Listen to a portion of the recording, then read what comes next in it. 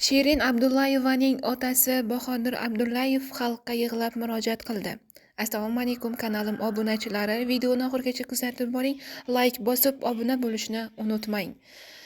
Xonanda Shirin Abdullayevaning otasi Bahodir Abdullayev xalqqa yig'lab murojaat qildi. Shunday qiz farzandimiz bor ekan, biz bilmay yurgan ekanmiz.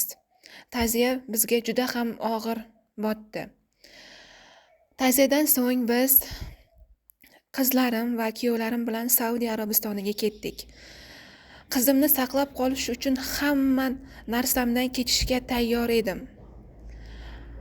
Chet eldan malakali shifokorlarni olib keldik ham. Lekin O'zbekistonda ham malakali shifokorlarimiz bor ekan, bundan juda ham xursand bo'ldim. Juda ham katta rahmatimni aytib qolaman. Qo'lidan kelgan hamma narsani qildi qizimni saqlab qolish uchun. Lekin afsus, taqdir ekan, saqlab qola olmadik. Alloh taolo bizga shunday qiz farzand bergan ekan, biz buni bilmay yurgan ekanmiz.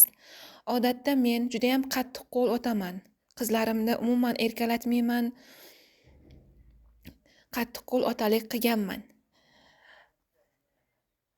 Hattoki chet eldan ham, Germaniyadan ham, Xitoydan ham, Rossiyadan ham malakali shifokorlar olib keldik ham.